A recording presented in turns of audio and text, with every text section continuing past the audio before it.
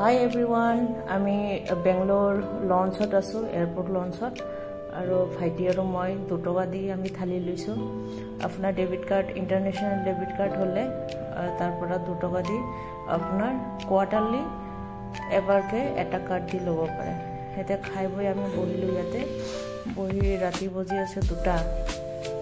এতিয়া অলপ আমাৰ বেংগলোৰ এয়াৰপোৰ্টত লেঅভাৰ আছে আৰু এতিয়া অলপ মাৰ্কেট চাও মাৰ্কেটত কেনেকুৱা অলপ বেংগলোৰ এয়াৰপোৰ্ট দেখিবলৈ খুব ধুনীয়া মানে যিমান এয়াৰপোৰ্টত ঘূৰিছো বেংগলোৰ এয়াৰপোৰ্টত মানে অলপ ক্লিন লাগে আগতকৈ বহুত ধুনীয়া হয় মানে বহিলে আপোনাৰ নালাগে যে এয়াৰপোৰ্টত বহিছো ভাল ইমান ধুনীয়াকৈ বনাইছে এতিয়া অলপ মাৰ্কেট চাও কফি লৈ মাৰ্কেট চাই